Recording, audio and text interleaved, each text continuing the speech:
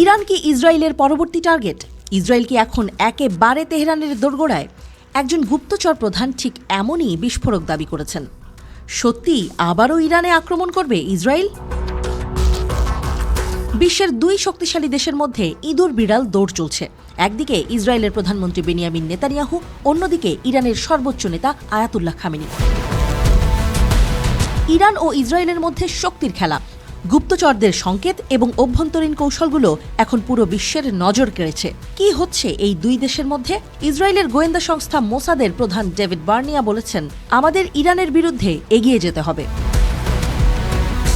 বার্নিয়া বিশ্বাস করেন, ইরানকে সরাসরি টার্গেট করা ইসরায়েলের জন্য সবচেয়ে কার্যকর কৌশল হতে পারে।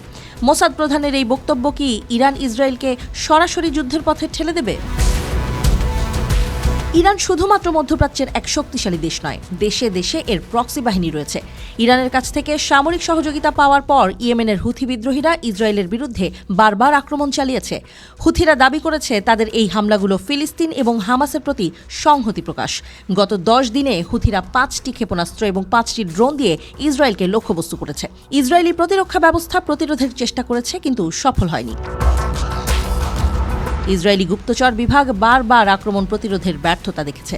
মোসাদও হুথি বিদ্রোহীদের বিরুদ্ধে আরও বৃহত্তর আক্রমণের জন্য প্রস্তুত হচ্ছে। এই মুহূর্তে ইসরায়েল কি হুথিদের বিরুদ্ধে সরাসরি প্রতিশোধ নেবে, নাকি ইরানকে টার্গেট করবে? মোসাদ বেনিয়ামিন নেতানিয়াহুর কাছে আরও একটি পরামর্শ পেশ করেছে। বার্নিয়ার মতে, ইরানকে সরাসরি আঘাত করাটা সবচেয়ে কার্যকর কৌশল হতে পারে। কিন্তু প্রশ্ন থেকেই যাচ্ছে, কেন এখন? কি এমন পরিস্থিতি তৈরি হয়েছে যা ইসরায়েলকে বাধ্য করছে দ্রুত পদক্ষেপ নিতে? মোসাদ প্রধান বারবার দাবি করেছেন, ইয়েমেনে হুথিদের বিরুদ্ধে যে আক্রমণগুলো করা হয়েছে তা ব্যর্থ হয়েছে। তবে প্রধানমন্ত্রী নেতানিয়াহু হুথি বিদ্রোহীদের বিরুদ্ধে সরাসরি আক্রমণ চালাতে পছন্দ করেন।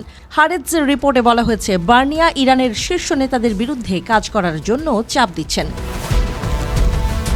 ট্রাম্প হোয়াইট হাউসে ফিরে আসার পর ইসরায়েলি আক্রমণ আরও বড় আকার নিতে পারে। ইসরায়েলি গুপ্তচরের মুখে এমন বিতর্কিত মন্তব্যের পর তেহরানের প্রতিক্রিয়া কী হবে?